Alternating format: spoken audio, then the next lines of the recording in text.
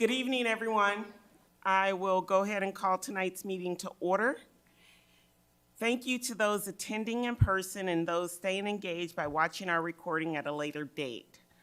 The public is reminded that if they wish to speak during community comment, they will need to fill out a speaker form located in the lobby on the table and turn it in to Board Secretary Kim Coven, seated at the end of the table on my left. Comments will take place during the designated community comment portion of our agenda. Before we move into tonight's agenda, I want to take a moment and introduce those seated at the table with me. To my right, we have Directors Pilcher Hyatt, Eastham, Vice President Williams. To my left, we have Directors Abraham, Clausen, and Finch, and Board Secretary Coven. And with that, we will move to our first item, which is student representative updates. And the first one will be from Liberty High, Kai and Oriana.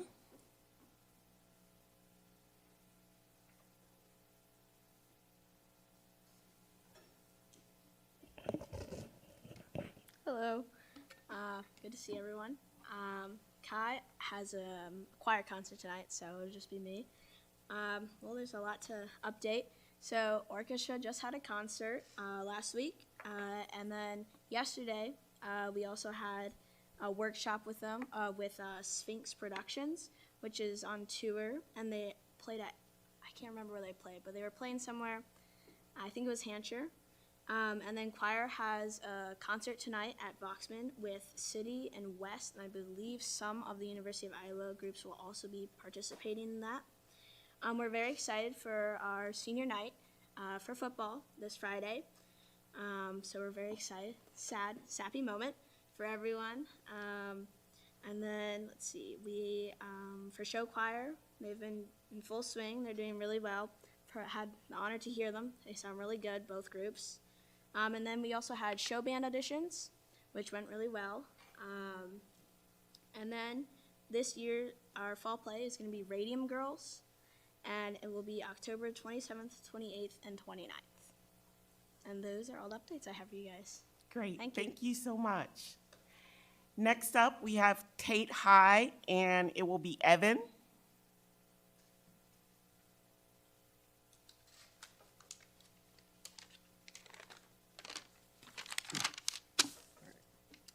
Hi, my name is Evan, and I have a few updates about Tate High School. Tate High School has a new TAP specialist that helps with career explorations. Ms. Teeters meets with students and works with them to find jobs and explore post-high school opportunities. She also sets up job shadows to explore various occupations, or something like that. I can't read, but. For example, Ms. Teeters took students to the men's room in Cedar Rapids, which is a barber shop. Students learned about what it takes to become a barber, what the day-to-day barbering is all about, and what they need to do to land an apprenticeship or job. All students seemed to really enjoy this experience and looked forward to more opportunities to become a barber. Hydroponic gardens. The foundation gave money to Tate High School to purchase 3 hydroponic garden towers. The science and family consumer science classes are monitoring the growth and the vegetables. They are looking to see if they can incorporate into some food preparation plans. We appreciate the support from the foundation and to the students that have been putting time and effort into making the garden successful and healthy. Ed Rising article. A small group of students interested in pursuing education have been visiting Lucas Elementary each week. Ed Rising sponsored Miss Curry arranged for students to be exposed to teaching by helping out each week on Tuesday at the elementary school. The group was highlighted last week in the Cedar Rapids Gazette and are having a great time exploring this career weekly. Orientation and Tate T-shirt barbecue. Tate Teachers held orientation for all students in August 2023. Orientation provides the students a guide to Tate High School's expectations. Each student was gifted a Tate Warrior t-shirt this year at our barbecue. This orientation starts the year off in a fun way, informative way. Field trip to Camp Park. This is probably one of my favorite things about Tate. We went on a trip to Camp Park. The science teacher arranged for the students to meet with the naturalists at Kent State Park on Friday, September 29th. The students enjoyed fishing, hiking, and seating on a beautiful and warm fall day. We look forward to attending again in the spring season. Thank you very much for your time. Thank you so much. Next up, we have Cindy from West High.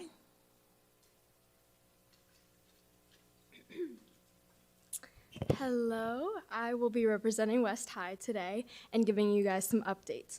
So just to start, we had our homecoming a couple weeks ago and it was very successful. We had a very fun spirit week with some unique ideas like t-shirt signing day. So we had students wear white t-shirts and they could sign each other's shirts. So it was kind of like a yearbook. Then we had our first annual homecoming parade, which was on Wednesday, and it was very successful. And then following that, we had our pep assembly, and we had representation from sports and different clubs. And then lastly, we had the football game and then the dance the day after. Speaking of sports, our boys golf team finished second at the state qualifying meet, and they qualified for state, so that was super exciting. Debate season has officially started. There was a competition on Saturday, and they performed very well at that.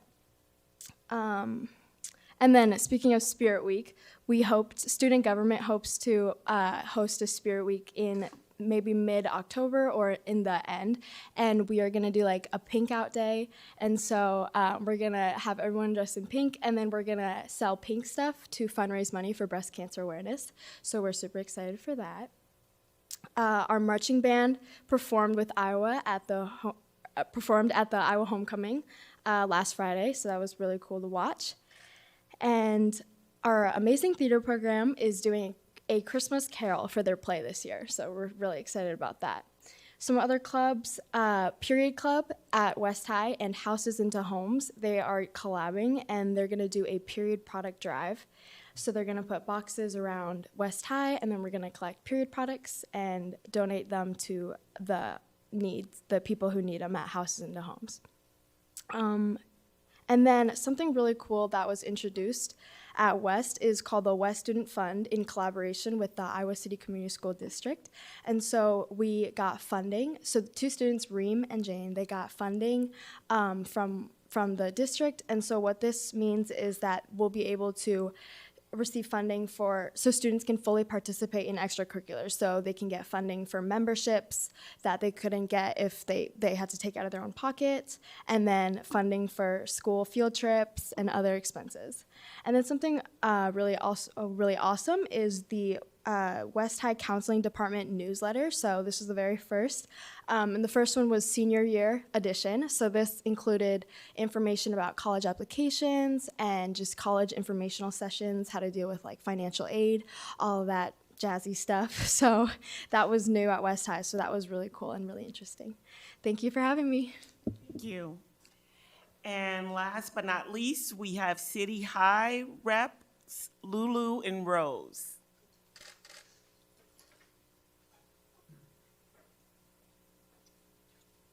Hello. Say hi. Hello. Oh, there we go. Oh, nice. Trying to be inclusive of height here. Okay. So City High's off to a great start. I will say thank you. I didn't break it. You can't break a microphone. No. Okay. Anyway. Go on. City High's off to a great start this year. Political Progressive Action Club is hosting a voter registration drive because in Iowa, we are a trailblazing state in that we can actually register to vote before we're 18, which is very exciting. So we'll be doing that at the high schools, as well as City High's most extreme sport, boys golf, qualified for state, and also won the divisional conference championship, which hasn't happened since 2002, so Go go Little Little Hawks! Yay. The homecoming dance and homecoming parade did happen. We had a great East Side homecoming parade, and I would say the homecoming dance went really well. Great attendance. We often have attendance from plenty of different schools, and it's always fun to be able to host that space for everybody. And then Girls swimming also holded the Little Hawk Invitational. It was top 5 teams across the state. it's a very intense. Go girls swimming. Almost Very as intense great. as golf, I would say. Yes, So. almost. Marching. So shout out to our marching band. They are Division I rating, so that's very exciting. And yesterday they just hosted something at our football field, Yes. large area, with Fates. the University of Iowa schools as well as the other high schools, and it was really awesome. So the marching band's doing a great job. City High has also been celebrating Latino Heritage Month, and tomorrow we have planned the Latino Parent Night, where we're inviting parents into the school, primarily parents that are only Spanish speaking, kind of talking to them through the process of like what Infinite Campus is and how they can check if their kids skipping class, how they can check their kids' grades. And I will say that Little Hawk Paper Day is Thursday. It's the first paper of the year. We love the Little Hawk. Rosanne Hill is the executive of the Little Hawk, so it's very exciting. And then Oh, and through funding that Student Senate has pledged to give to our Adopt a Yearbook initiative, plus parent donations, right now we have enough money to fund around 46 yearbooks for kids that are on free and reduced lunch, which a third, it's a third, right? Half almost to a third of, our goal, so. Oh, I'm talking about our goal. I have students run free and reduced lunch that Yes. qualify. Yes, almost a third of our goal. Yes. And then we have free senior. So also considering the yearbook for seniors. So seniors that can't afford yearbooks, we have set up a fund for them to get one. Also, seniors submit their own photo for the yearbook, and often this causes, I would say, an inequity because some seniors have these really nice photos taken by these photographers, and some are like photos that are like, dude, I don't have a photo to submit. What photo would I submit? So we have photographers coming in from our community who are taking free senior photos for families and for students to make sure that every student has a photo they're really confident in and a photo that is really professional quality and absolutely for free, and they can give that to their families. They can give that to, and that's in collaboration with the IJAG program, both this and Both this and also a food drive coming the food later. drive, which we'll do in late winter, I think. And then we have questions from students, and students are asking if the school board plans on doing another district-wide celebration for MLK Day, because we definitely have ethnic clubs that are hoping can plan something on MLK Day, but are also waiting to hear back from the district if there will even be a time for them to have their own celebration.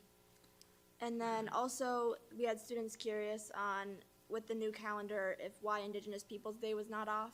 Some people, we had students that were curious if there was a response to that, as well as.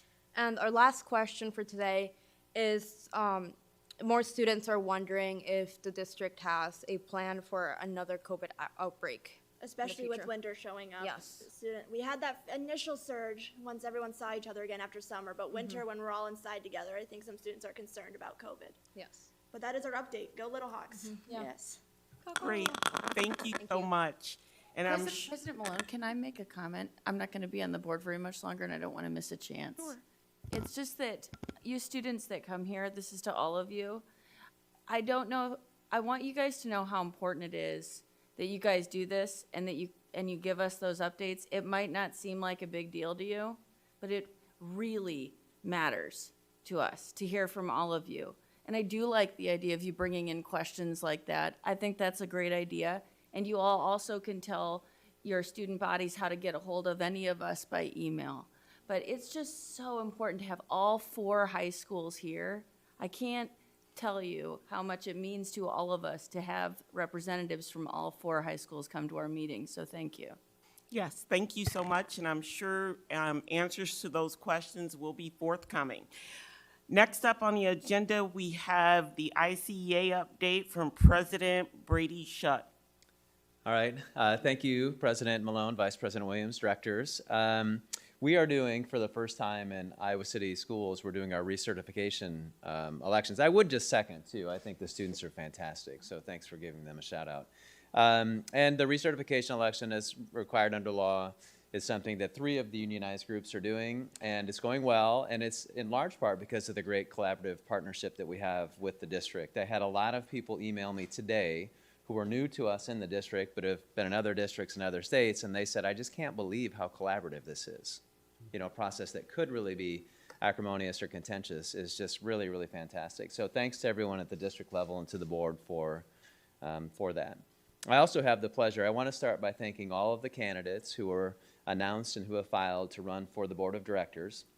It's an incredibly important job. It takes a ton of time, as those of you on the board know. I don't know if the public knows this. I know you know it. It's an unpaid position of incredible importance. So it only works if we have great candidates who decide that they're going to run. We have great candidates who are running. And so as the president of the Iowa City Education Association, it's my great pleasure tonight to announce the 4 candidates that ICEA has endorsed for this upcoming November election. They are Molly Abraham, Charlie Easton, Mitch Lingo, and Lisa Williams. We have an incredibly strong group of 4 candidates that we are endorsing. We're very proud to be able to make that endorsement, and we'll utilize everything that we can to help them get elected. In-person early voting begins in Johnson County on October 18th, and then, of course, Election Day is Tuesday, November 7th. So congratulations to the candidates who were endorsed, and thanks to the others who are running. Thanks. Thank you so much. Next up would have been community comment, but I do not see any slips, so we will move on to see if there is an approval for tonight's agenda. Move approval of the agenda for tonight. Second. Board Secretary Coven, we're ready to vote. Online voting is open.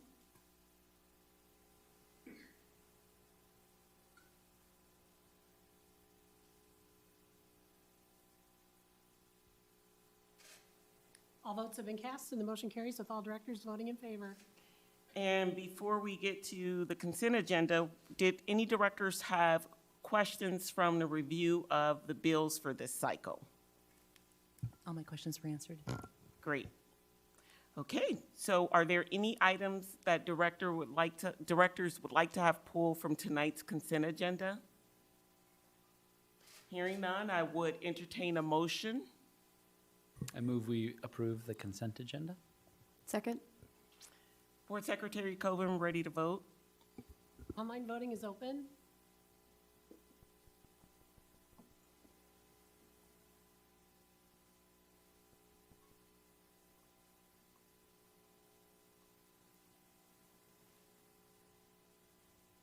All votes have been cast and the motion carries with all directors voting in favor.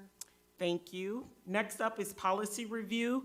We have the 200 series in the discipline policy, and I would look to Director Finch, who chairs that committee, to see if there's additional comments.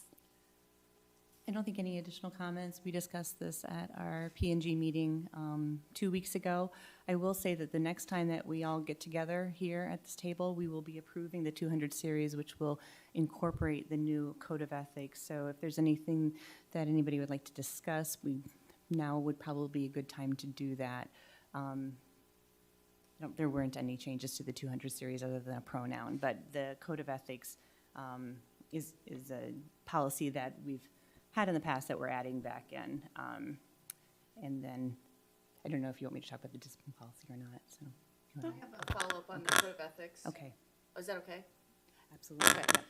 I was doing my usual deep dives into one of the numbered, what are we calling it? Numbered policies in the Code of Ethics refers to onboarding new members. And so I've been looking into what would be a nice document to put together for current and future boards about what onboarding would entail. I, was a recent elected person on this board, so it's still fresh in my mind. But if other people have some ideas, would you shoot me an email about that? I watched the IASB, they had a continuing education thing on it. I'm looking for some meat, or if there's anything you're like, man, I wish I would have known that, or this has been problematic for me, please shoot me an email so that I can provide a draft for an onboarding document. Great. Thank you so much, Director Pilcher-Hyatt. Director Easton? Thank you, President Malone. A little apology to Policy and Governance Committee because I'm going to bring something up that I probably should have done during our meeting. But I was reading through the parts of Series 200 policy that apply to the board's role in public comments during our agenda work. And I noticed what I think is a bit of an inconsistency. I'm looking first at policy item 213.1G1. It's labeled participation by the public at board meetings. Can you tell us what page that is on? 81, Maybe so. 81. Thanks. Could you read the policy number again, Charlie? Well, it's fairly lengthy, and I only have one. No, just the number. Oh, I'm sorry. I'm going to pull it up All online right, in front of me. 213.1G1. Okay. And this portion I'm interested in discussing is labeled General Guidelines for Public Comment. And I'm looking at the first sentence under that section. Okay? So that sentence reads, "It is the prerogative of board members to ask speakers questions during the presentation or make comments as frequently as necessary to clarify the speaker's input."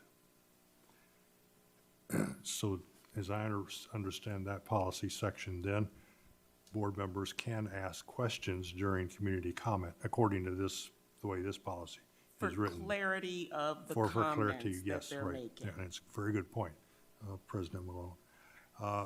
And I contrast that a little bit to section 213, labeled Public Participation in Board Meetings, and I'm sorry, Jane, I don't have the page number.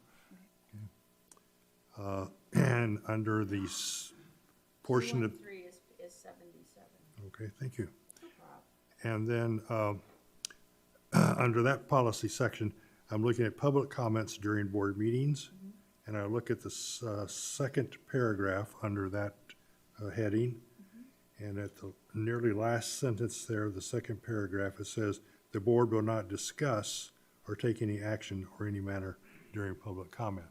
So, to me, that the difference between these two sections of the 200 series is that one talks about asking questions to clarify, and the other one talks about not discussing things. Not discussing, when somebody raises a question at the podium during their community comment, and they say, just hypothetically, if there was a public comment of the student question, what's the district plan for if COVID is on the rise during the winter season? We won't then discuss that as a board, that the district will do X, Y, or Z. That's what that means. That would be my understanding of section 213. My point, I guess, in raising this is that 213.1G1 seems to me to provide board members with the opportunity to ask questions for clarity if it's during public members' comments. I understand what you're zeroing in on. Take any action on any matter during public comment, I think is the language that you think might be contrary to the 1G1 language. Take any action means what President Malone just said, like you can't bring it to the table, discuss it, and have a vote of any kind. No action can be taken. It doesn't mean an action like a clarification question. So I don't think they contradict at all. I think that take any action is defined as a formal action as opposed to ask a question for clarification. Is that what you're referring to? Yes, I think that's a reasonable interpretation of what my interest is in bringing this up. I just want to make sure that as a board, we perhaps have some agreement that we actually can say something during a public comment to the speaker. If that something is asking a question about clarifying what you're saying. Correct. That If it helpful? follows that policy. Okay. Where we're asking for clarity of their input. Okay. If there's confusion about what they are sharing, just clarity. Not to get into a debate, because public commenters aren't there to debate, and we're not there to debate with them. I mean, it's the debate, the issue under debate's not on the agenda, so you can have that, okay. And I understand that, okay. I get what you're saying. I think because what the overall impression has been is that we must remain silent during I would agree with that. public comments, but in reality, we can ask questions for clarity. I think I understand what you're trying to Okay. say, All right, correct? You're trying to just make sure that everyone agrees that it is within our policies to ask questions during public comment to if that's what we clarify. want to do, yes. Now, Okay. of course, we can change these policies so that we do not ask questions, if that's what a majority of us would like to have happen. But, I think it's important that we're able to ask questions for clarity. I think where we want to tread carefully is we don't answer questions, right? Because that's often what people are asking us to do. Tell me the answer to this question right now, yes, right? And we don't want to get into a debate on a topic. right. You know, and so you know, I guess my concern as somebody who's thought about this at times, like, do I want to ask a question, is I don't want it to get muddied into a debate or a back and forth. And I think that's just the risk that we run, but I appreciate you bringing this up for clarification, that we are able to ask clarifying questions while at the same time not answer people's questions in the moment. Right. Right. Yeah. Right. Sorry to jump in, but one other thing is if you want to continue to look at that, we can have legal look into those different policies and how they connect. Oh, great. I don't think we need to. Yeah. Sorry, Lisa, but No, I think there's agreement that board members are comfortable. I think Director Eastham just wanted to make sure we understood what the two Yeah. meant, right? But I think Lisa actually has introduced a valid point. Eliza. I'm sorry. Eliza, I'm sorry. This is the second meeting I've done this to your name, Eliza. I'm sorry. So, all right. But anyway, having, a council just kind of review this might be a good step for us to take. I'm not going to push it, but I think it's a point to consider if the. I personally don't think that's needed, because having council review it also means paying council to review it. And if we're clear on what that policy means and we're comfortable with, I appreciate the suggestion from Director Proctor, but I think as a board, we're comfortable with what it says, and I see a lot of head nods from the table. Okay, sure. All right. I would say, I'm sorry, go ahead. I think what I would caution us not to do would be to ask questions that are going to kind of incite or, make anything more controversial than what it is. I would just caution people not to do that. Correct. Yeah. I agree. I share that sentiment, but I Yes. also think that we need the ability that if we legitimately can't hear what somebody says, that we have the ability to say, I'm sorry, we didn't hear that, could you please repeat yourself? And that's why, like, a no question, like, just a total bar on that, I wouldn't be comfortable with. Right. In the same policy, 213, it refers to, and this would be under public comment during board meetings, second paragraph down, second sentence, normally speakers will be limited to 4 minutes with the total allotted time for public participation, blah, blah, blah. I would like to, it says normally, so I think it gives us the ability to double the time for translation.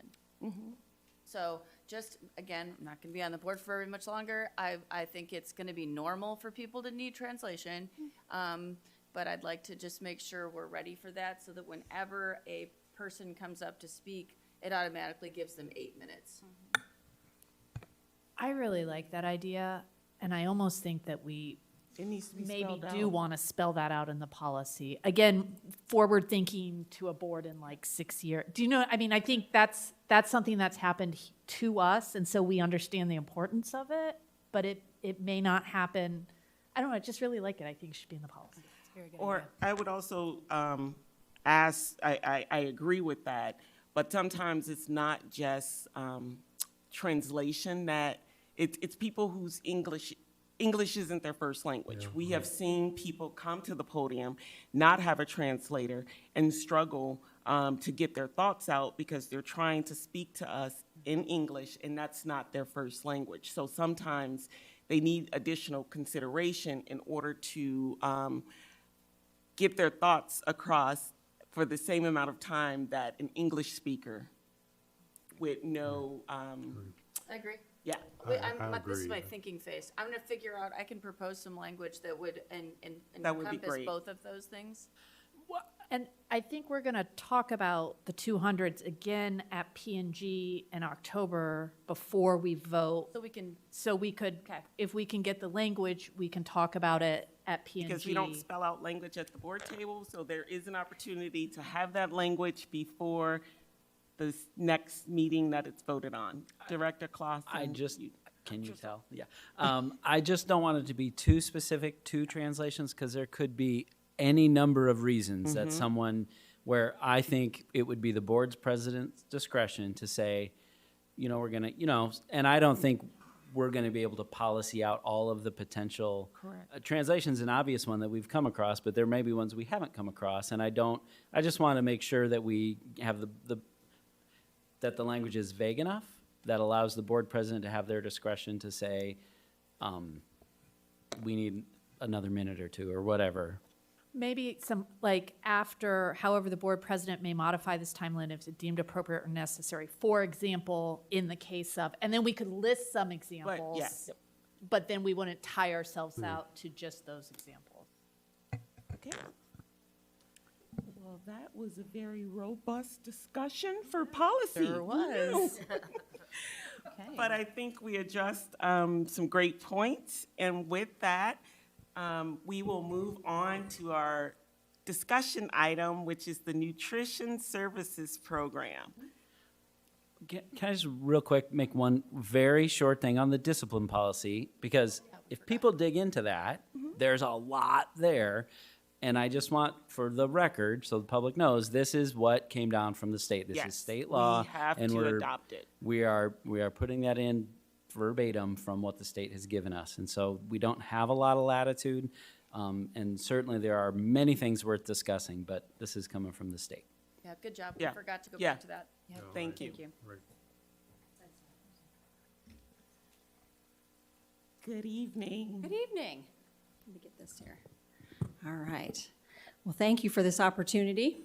I am going to hit some of the hot topics that I know to be on your minds right now, but I'm certainly open to other pieces from the nutrition department. So, as always, we are nourishing minds in our nutrition department. So, this is the main office team, what I like to call the wind beneath my wings. So Cindy does purchasing and procurement. She handles all the commodities and all of our vendor contracts. Heidi, the glue that keeps us all together, she does a lot with personnel. She's the person that takes the call-ins in the morning and plays the chess game to make sure that we have all the pieces covered. She just does a lot of varied things. She works with nurses on allergies and making sure we have that comprehensive information in our system to keep our students safe. She works with equipment and insurance claims, and the list goes on and on. And then Jackie, she handles student accounts. She handles all of our free and reduced piece that goes on, and that is been very busy right now. The last day of that 30-day grace period was last Thursday, so she is on the phone most all day in the last few days here. So that is my group there at the office. In addition, of course, I do want to shout out to the whole team in the nutrition department. It's been a challenging couple of years.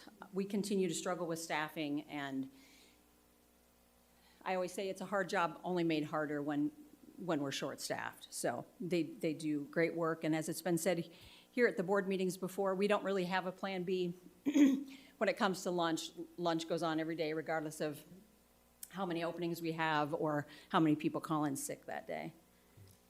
All right, okay. Community eligibility provision. I know this has been kind of a hot topic and one that has been misunderstood. So let me kind of start at the beginning about what community eligibility is. So it is a federal program. It was designed for low-income areas, and it gives an opportunity to kind of reimburse schools based on the number of directly certified free students we have. So there's different pathways to becoming free. Directly certified is a very specific pathway. Most often that comes to us through Department of Human Services. Families qualify for benefits, and then we get notified and they are directly certified. Categorical eligibility would be things like homelessness is automatic for free meals. So previously, that identified student percentage was 40%. Now, they have decreased it to 25%. Well, that seems like a great deal, right? Easy, everything's great. However, what they don't really advertise is that while they decreased it to 25%, the multiplier that they used to reimburse us did not change. So they take your identified student percentage and take it times 1.6, that's the magic multiplier, and that determines the free reimbursement percent. So again, that very sweet spot is 62.5%. That will give you 100% of those meals reimbursed at the free rate. You can see at 25%, you're only going to get reimbursed at 40%. And 60% of those meals will have no reimbursement or no federal or family reimbursement. So it's not something that we can afford to do. As you know, the nutrition department is a categorically funded department, and so we have to make sure that our revenue exceeds our expenditures. So currently, the only school that we have in the district that CEP is Tate. Right now, their identified student percentage is just under 64%.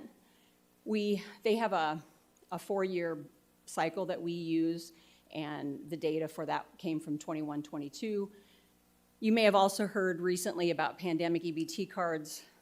One more round of those that was based on, they looked at eligibility in the spring of last year, and they gave every student that qualified $40 for each of those 3 summer months. So a student could get $120 for the summer. Why it came in the fall, but again, that's how that program works. When we consider making other schools community eligibility, we look at several things. One would be that identified student percentage, and we don't have anybody that's even close to Tate. So we have found that it's not financially viable for us, and we don't want to commit to a program that we can't do long-term. I think that would be a challenge to educate our families and to make sure that we invest and have that long-term commitment for our families, and we have chosen to do that at Tate. Can I ask, just Absolutely. So if a school is CEP, the lunch is just free for everybody? All meals are free. All meal and breakfast too? You just have to walk offer through breakfast, yep. And you get, and that's what we're talking about here. So at Tate, there's no scanning accounts or check. I Well, mean, you that's probably not true. do. We do Yes. have to do that, yes, but But if every student who attends Tate, regardless of their own personal eligibility, That is they correct. can get a free lunch. And That so is that's correct. what we're talking about when we're considering other CEP schools. that is correct. Okay. Now, we do have 5 elementary schools in the district that have what we call universally free breakfast. And those are Alexander, Hills, Kirkwood, Twain, and Wood. They have a free and reduced rate that's over 75% typically. And historically, breakfast program has been a free and reduced program.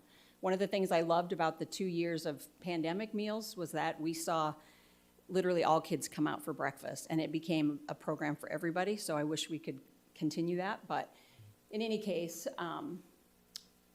in those schools where we have so many free kids and our free reimbursement is higher than what our paying kids pay. A lot of people think the paying kids subsidize the free. It's actually the other way around. And so we can afford to feed all kids for free. So we still claim all those meals federally and get reimbursed based on status, but because our free reimbursement is high enough, we get good revenue there, if that makes sense.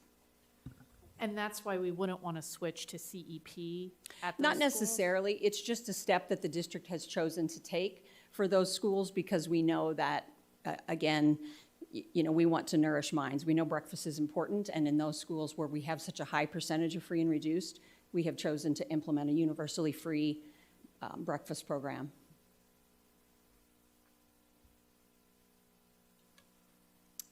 Negative accounts. Another fun topic. So the district policy is linked there. It's in your school board documents, but this is a difficult conversation and certainly a complex issue. I think the most important thing, if there's no other takeaway, is that we never deny a student a meal. And I think sometimes that gets some press, and that just doesn't happen. They can't purchase the a la carte items without cash in hand or money in their account, but we never deny them a meal. We also work collaboratively with student family advocates, secretaries, staff in the schools to notify families when their accounts are negative. Like we've had a big push here in the last week with that end of the 30-day grace period to try to get families to reapply. And we want to make sure that everybody that could benefit is applying. And so that's always our goal, is that nobody has a negative account, but unfortunately, we still struggle with that. We have a very detailed notification process. Emails are sent weekly to families with a negative balance. Nutrition staff call families periodically when they get to a certain level just to offer some suggestions and education. As much as anything, it's just a notification and how can we help and that the free and reduced application is available, and just to help problem solve with our families. And then if accounts get greater than $50, then we do email a different type of invoice for families, so that's on their radar. That's a current amount of our debt. So to keep that in perspective, you know, we had, 2.5 years of free meals with COVID. So at the beginning of last year, when we pivoted back to students paying by status, we eliminated all existing student debt. As a district and as a department, we felt like that was the right thing to do. You know, we had not sent out negative account. Any of that notification had not gone out during that whole COVID process. So we chose to write that off. And that was about $45,000, to give you some context. And so then when we started, after then a full year, we had about $12,000 worth of debt, and that was after $10,000 worth of donations. So to kind of give you a sense of what happens in a typical year. Sorry to interrupt. Yeah. Where did the donations come through? I've just. All different types. Okay, you don't have to go into that. Right, and so that's a great question, and I do have some more information on donations coming up. No So- worries. But Yeah. also, quick question, Yeah. that 15,000 is including that 12,000 that we started the year with? Or are you saying we have an additional 15 plus that 12? The 15 is the total number. Thank you. So debt never goes away. Once, if you get it in kindergarten, you're gonna have it till you're a senior if you don't pay it off.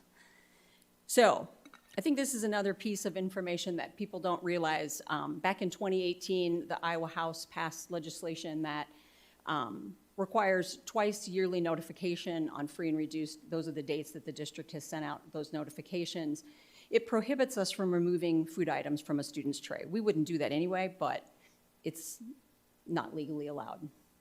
It also prohibits offering a specific meal, like you've all heard the cheese sandwich meal. That's a no-no as well. There's nothing that's supposed to overly identify a student as having that negative account, and so when our students are negative, we still offer the same meal choices that we offer to everybody. We have gotten a lot of donations, and this year I think we've had some very generous donors, and it comes from a lot of different organizations. I've spoken to a couple of different Rotary clubs. The Kiwanis have a couple of different groups that have donated. We have a parent, I think it is, at one of our elementary schools that every month pays off that school's negative account. And so we have a lot of different donors that come to us in different ways. Kind of as a result of some of those Rotary meetings, through the foundation, we have a campaign called One Tray at a Time, kind of a catchy name, and where we can take additional donations. Questions? I love that you guys have started this one tray at a time. Yeah. Because I remember, I think it was in May on some Facebook groups that started going around about the parent that donates or that pays off the lunch debt each month at one of the schools. And then I saw a lot of chatter about how other people could get involved. And I think they were asking about the lunch balances. And so I would encourage us as a district to maybe communicate that out on our social media platforms regularly, and maybe let DPO know about it and the PTOs, that if this is something that they're interested in supporting, there's this bright, wonderful campaign all set up for it. Because I do think there's a lot of community interest in helping the students that go to their local schools. Absolutely. And again, we had, just today, I had a call from a very generous donor that wants to remain anonymous, that from an inheritance that she wants to use it for lunches. Yeah. Director Easton? So do we have some idea about what the typical debt, school lunch debt for Well, I can tell student's you, family is? it's a very fluid number. I can tell you that of that 15,000, over half of it, or over 8,000 of it, is from our paying students. It's not from our free and reduced students. So reduced students get it because, the breakfast is 30 cents, lunch is 40, and that can accumulate. Free students most often get debt because they fail to get their application in on time and they accrue that debt. Our paying kids, again, we don't ever deny anybody, and so the reality is we have students that will go all year and not make a payment or put in an application. I mean, sometimes, first of all, thank you for providing this information. And I think it's important for those listening and board members to know that even though some of our students don't qualify for free or reduced lunch, that doesn't mean that their family isn't struggling. Oh, absolutely. Food costs, just for our family, has risen greatly. So I can only imagine what other families go through. So it's encouraging to hear about community members willing to step up and not question whether am I paying off a paying student's meal or free or reduced, but we want to ensure that that stress isn't being carried on into the family, where now the adult in the family is worried about yet another bill. That's one bill that we as a community can help address and to ensure that things keep running smoothly, although we don't take meals away from students, but that's oftentimes what community members think. Absolutely. We hear about the stories in other districts where students are at the front of the lunch line, don't have money, I'm gonna take the tray and throw it in the garbage. I mean, every year there's at least 2 or 3 stories that hit the national news that's similar to that. So I'm grateful that we as a district don't do that, and we don't make it so our students are identifiable if they have a negative account. Yeah, and I would say too, there has been some changes this year within Iowa with some of the SNAP benefits, but those free and reduced guidelines are federal guidelines, and those widened this year. For reference, for comparison, typically income, they widen by about a percentage. Last year it was 4, this year it's 8. So they are broadening that area that qualifies.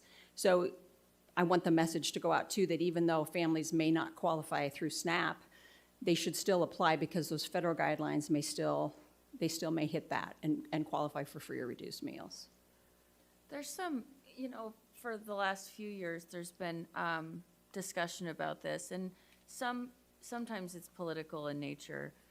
But I kind of want everybody to think about the messaging, including on one tray at a time, and, to give each other feedback about that, including if your team has feedback about it. Because sometimes you get, for example, people who say, why would we have universal free lunch? Why would we do that? And they feel pretty strongly about it. And then the answer that another side might give is because we're making the kids go to school, so we should probably feed them while we're there. So that's sort of the first step of the conversation. But another step of the conversation is what you have both touched on, and it's, if I say to a certain acquaintance, we are trying to figure out ways to pay these debts that students have. Maybe someone would say back, well, why aren't they paying? Maybe it's not because they can't afford it. Maybe it's because they're just not, their parents aren't responsible enough to get the payment made or something like that. I'm airing how this conversation goes that we need to think about, okay? My guess and I would confidently respond, I really don't think that's going to be the big problem here. I don't think that's the cause of debt. I think, in general, it's either they haven't applied for it, they may not qualify because they're right on the edge, or not even just on the edge, because as President Malone said, that cost is a big cost. Those of us who still see it come automatically withdrawn from our accounts, I have 3 kids, it's a big cost. So, again, I don't think that it's a good argument to say, well, maybe some of those people are just freeloading. I really don't think that that is what's happening here, but we need to be ready to have people give that argument back to us. And the message, I think, or the information you just provided is that's not the case. That, listen, we do our best, we're trying to make sure people know what they qualify for, but it's hard to make sure we contact all of the people and explain it to all the people. So my thought is that I agree with Director Williams. Let's push this out as a district. What a great concept. And then my second comment would only be that I did see a tweet, I believe it was, that said something like, we're diverting funds so that we can send students to private schools, but we got people complaining about free lunch. So I just think that's a sad state of affairs, and I think that is that is an equivalent comparison. I don't think it's a false equivalence. Well, for example, just 2 of those families would wipe out our entire debt that we've got in the entire district right now. It's a good example. And that's kind of my point with one tray at a time. The difference that someone who's donating, I mean, this is for people who might think about donate, the difference you can make relative to maybe other things you might donate to is dramatic. We can provide a lunch for a relatively low cost. Probably bang for your buck, you're not going to find that kind of impact anywhere else, especially considering, if you're teaching and a kid is hungry, there's not a lot of learning going on. I mean, that it takes so much away from the learning process when kids are hungry, and for us to be able to provide something at a relatively low cost because we do it well and at scale. And by the way, I'll say, being in another district, our lunches rock here. Just going to point that out. I do that appreciate we that. can provide a really quality meal for a kid. If somebody wants to donate, like this parent who's picking up the debt, for them, clearly that's something they're able to do. And I would just encourage folks who are thinking about where they want to donate, as we get to the end of the year here, one tray at a time. So the more we can put that out there, I think we can get a lot of mileage out of that. Appreciate it. Agreed. Are there any other questions? Yeah, I just want to review about what the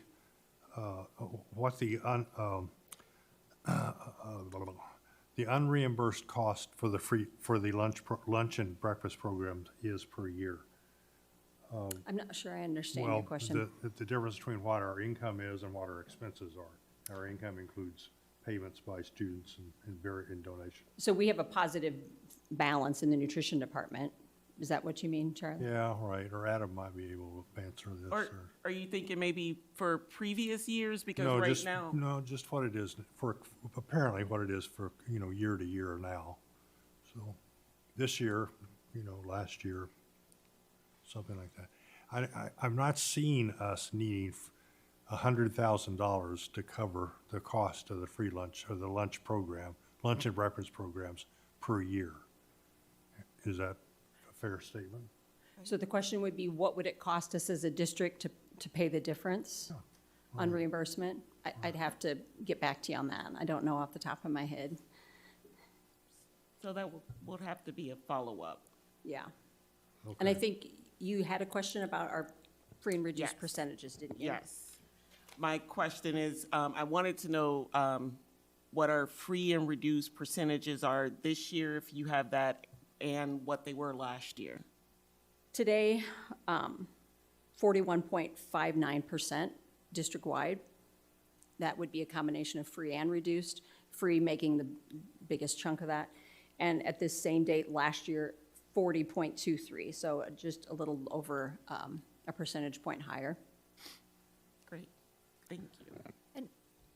And if Charlie's question is like, what would it cost for us to just have lunch for all the kids? I mean, that, I can't tell you the number of times that people in the community are asked that question, right? Like, how much do you guys need to budget just to have lunch? Just the kids walk in and have lunch? I would love to know the answer to that, because I don't. And I have a feeling that if I know the answer and I can communicate it, people will understand why it's not as easy as It's just- millions. Yeah.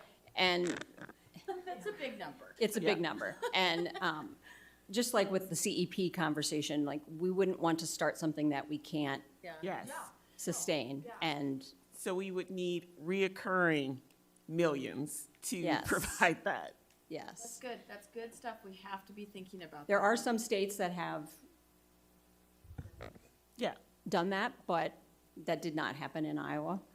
Yeah, and then, because then the next question is, well, how much money would the legislature have to give for every school in Iowa? And so if we know, well, it's 3 million in Iowa City, so scale that up. I mean, it makes us more conversant with the conversation. I Yeah. think when Minnesota did it, I'm Right. hearing a lot, why can't we do that here? And I think we can. I mean, not us, just to be very clear. But the legislature could. I mean, they have a $1.83 billion surplus, and so they could create a funding stream for free lunch if they wanted to. But it'd be nice if you can provide us any information so That would that be we're great. smarter when we have those conversations. I can get that figured out for you, absolutely. thank you so Yeah, much. my We pleasure. appreciate Thank having you you for here this with us opportunity. tonight. Yes. Next up are our action items, and the first one is the transportation appeal. I don't know if directors had questions, comments. Looks like Director Proud was turning a microphone on. I think he has comments.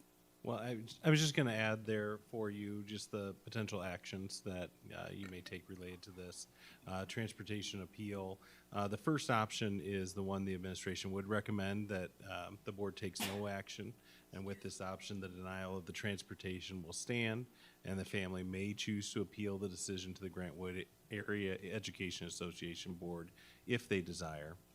Second option is to approve the request for transportation. With this option, the Transportation Department will create the appropriate attendance, support the busing for the student to the address, and will begin making bus service to and from the attendance center available.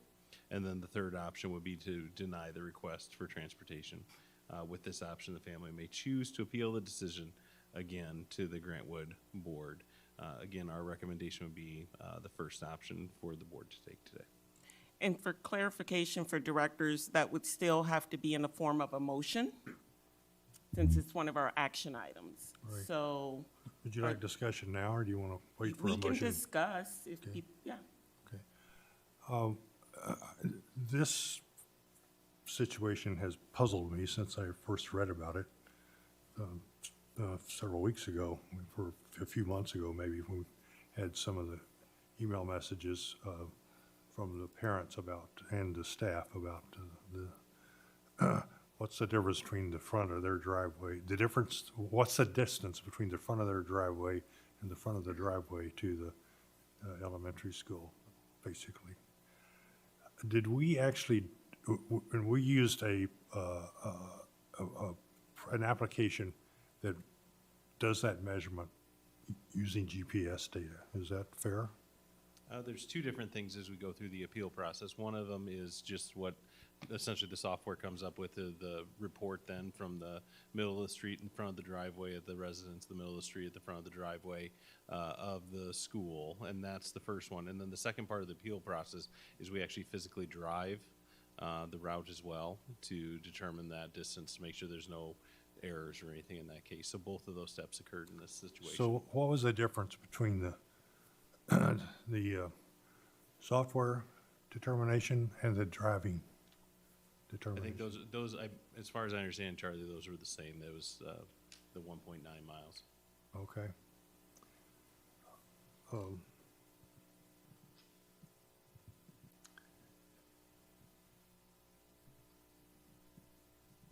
Were there any other questions or discussion?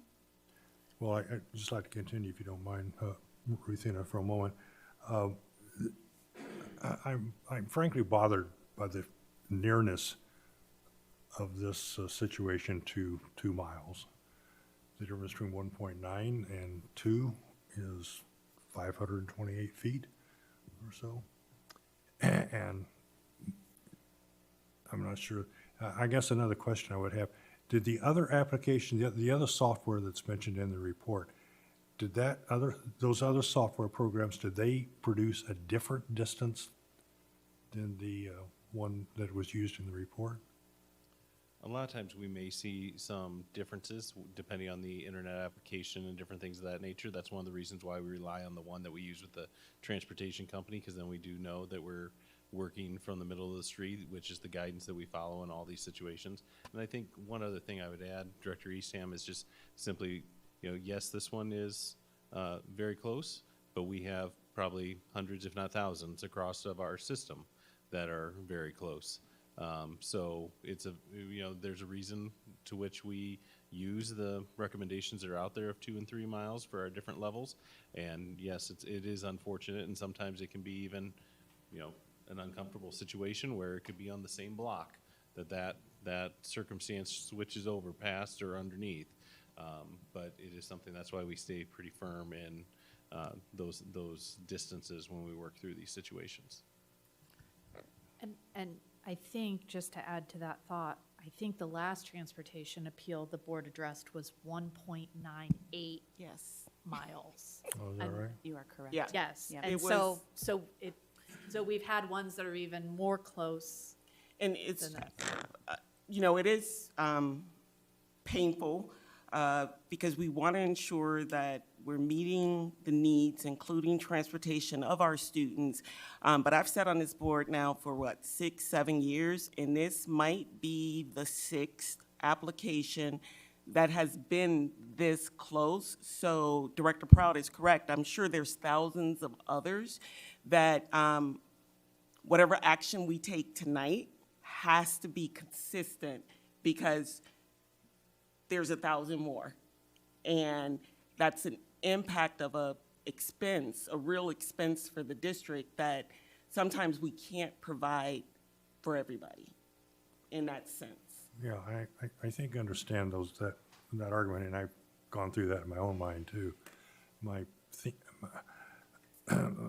My further consideration, though, is that I'm reading what the parents have to say about what this particular student, in their view, can tolerate in terms of walking to school, and the other factors they brought up, which I agree would probably be brought up by other families also who were very close to the 2 mile standard. I'm not dismissive of that, but I'm, despite the great weight of numbers that seem to be against me, I'm still bothered by this situation, frankly. So I am drawn to the notion of having the state review board look at this or the AEA board look at this and have their judgment too. Right, and I mean, there's two options, the one that the district recommends, option 1, and option 3, that would allow Grantwood AEA to look at, for the family to further appeal there. Right. So those two options still allow for further review. Option 1, I think, doesn't have any, it doesn't forward to the AEA. Right, it any relies on the no water. parents. Right. The parents would have to pursue that, so I assume somebody would tell them that was their option, but I don't know if that's true. But both of them, it says the family may choose to appeal. And that's the language in both. So that's what I'm saying. I mean, the families would be notified of the decision tonight and what the next steps would be in either case, that they can appeal to the next level. That is correct, President Malone, and we've actually informed the families of the 3 potential actions already, so that way they were aware what could occur tonight and what, where that could go from here. So they understand that already, but we will make sure that's communicated, whatever decision is made. Great, thank you. And, sorry, my last point, is a pay-to-ride option available to this family? In this situation, there was not room on that particular bus, so there was not, I mean, it was available, but it was at capacity, and that does happen in some of our situations where we have a number of families or a highly, dense population of homes, and, get into those situations where there just there isn't any more space on that particular Right, bus. okay, I understand that. Thank you. Is there any other discussion? Hearing none, I would open it up for a motion from a board member. I move that we go with option 1, take no action. Second? Any further discussion? Hearing none, Board Secretary Coven, ready to vote. Online voting is open.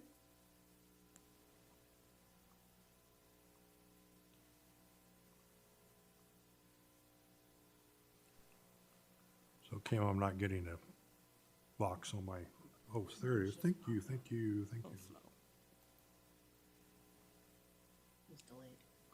All votes have been cast and the motion carries with Directors Clausen, Malone, Williams, Finch, Pilcher, Hayek, and Abraham voting yea, and Director Easton voting nay. Thank you. Next action item is the discipline policy. As Director Clausen pointed out, that is mandated that we pass by the state. So I don't know if there's any additional discussion. If not, I would open it up for a motion. I would just inform the public that we did look into it more carefully, so if people have questions about that, they can listen to our last P&G meeting where we dug into some of our concerns about it. Correct, thank you. Is there a motion? I move that we approve the discipline policy. Is there a second? Second. Any further discussion? Hearing none, Board Secretary Coven, ready to vote. Online voting is open.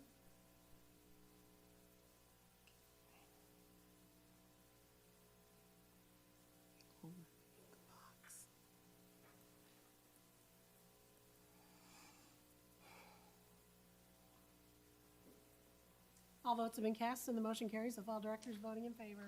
Thank you. And our last action item is the resolution to approve the application for modified supplemental amounts for LEP excess costs. And I don't know if our CFO, Kurth, had any comments or if there's questions from board members.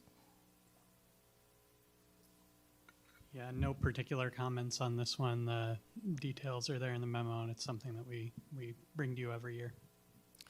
So there is a motion that has been listed, and I would open it up for a director to make said motion. I move that we approve the request for modified supplemental amounts for excess LEP costs for the 22-23 school year in the amount of $3,239,402.41. Second. Board Secretary Coven, ready to vote?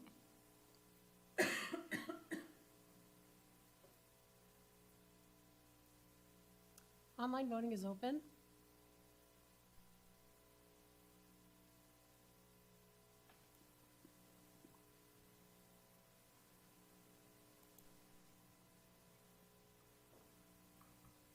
All votes have been cast and the motion carries with all directors voting in favor. Next up is our director liaison report, and I would open it up for directors to share. Director Pilcher, Hyatt, and Finch, I don't know if you had comments about the HEALS Hispanic Heritage Month celebration. I was disappointed. I had a work event, big Grove party, but the pictures seemed fun, and it seems like people had a great time. They really put on a wonderful event. I was really glad that I went. I don't, Director Pilcher-Hayek, you probably have a lot to add to that. Well, I would say that Directors Gray and Gwenagale also showed up along with Director Finch, and it was a riot. And we'll do it every year. There's just a ton of joy and work put into it by the community. So the Latinos for Education continues to do more work. And I heard one of the students tonight mention that there's a night tomorrow night for Latino families at City. This would be one of those times where that is not something I knew. So you see again how we have to build that bridge of communication. So I'll get that on our Facebook post because we need to continue to do that kind of work to make sure everybody knows what's going on. But yeah, it was a beautiful event, and thank you again for the directors that attended. I know it's hard for everybody to get to everything, but you know, whenever you can, it's great. Yeah, agreed. I did want to highlight the Education Committee meeting that we had September 19th at Garner Elementary. I was the director who asked for that presentation, so I really appreciate the time that was put in for the math coordinators to come and present on that topic. It answered a lot of my questions, brought up a lot more. As you know, there were some emails back and forth. And so just for full transparency for the public as well as other directors, I did want to mention that between those emails back and forth that we discovered that the data on the students taking calculus was not complete. So in addition to the number that was there that was strictly the AB Calc students, we need to add in the BC Calc students, which was 115 more or so. And then, of course, add in the students taking AP Calc to determine the number of accelerated students who are actually taking math in their senior year. So, there was some discussion about attrition and, as I talked with Superintendent Degner in the email that he sent us, the purpose of that data was really to show access rather than attrition. And so, again, this is the process. This is why we have these meetings. This is why we ask these questions. And so, I'm looking forward to hearing more from the committee that's been formed. I think they're coming back in November. Is that correct? I don't know if you have anything to add to that, Eliza. Yeah, just that we're, continuing to work through and looking at, how we provide supports to our students in the classroom, how we can continue to provide supports around enrichment, and relooking at our acceleration process to make sure that we're considering everything that we need to and make sure we're identifying students that need something different. Yeah, again, I thank you very much. So I know how much work goes into all of those presentations, and so we really appreciate it. The other thing I think that came out of that EdCom meeting was that, we all do see the public. We're very lucky. We have a public that cares about all this stuff. And this is a math curriculum proposed change. So yeah, people are going to be listening and talking about it and fired up about it, good and bad, right? And that's great. I do think something that maybe there's a knee-jerk response to things like that, a change where everybody's like, oh my God, we're doing this right now? This happened yesterday? And instead, it's not. That's something that we probably need to have in a banner over any kind of big change. Like, we're just letting you guys know because this is the kind of district that wants to be really open. Yes. Yep, be really open and go back and forth. Like Director Finch just said, like, we like the questions, right? We like the pushback. But again, even for any of us that weren't on the board and didn't know that was just, we were getting an intro to a concept that's very complicated. Well, heck, if I were just a parent reading it, I'd be like, wait, what's happening? You know, and if you just read it on the chat page on Facebook, you're like, wait, what's happening? So this is how it's supposed to work, as Director Finch said, and this is just a very innovative concept that our district is in part implementing in certain ways, but also exploring. And I think, you know, for the public, I would hope, I know how I felt, wherever you come down on the topic, and people have really strong opinions around lots of subjects, certainly math, there was a robust discussion. I mean, that meeting went a long time, and we probably could have stayed longer, right? We want to respect people's time, but like I think the board and admin were just engaged in that, and I hope that's representative of sort of how we lead and how we listen and how we try to move forward as a district, really with all in for all students. I mean, I really think we live that, and it's not just a motto that we put up there. Like, we're living that and have people working every single day to make that mission statement a reality. And it's, again, proud to be a parent and a board member in the district. Thank you, Director Clausen. I also like every student, every day, whatever it takes, but just saying. That takes us to our final item on the agenda tonight, and that's agenda setting for upcoming board meetings. The first one will be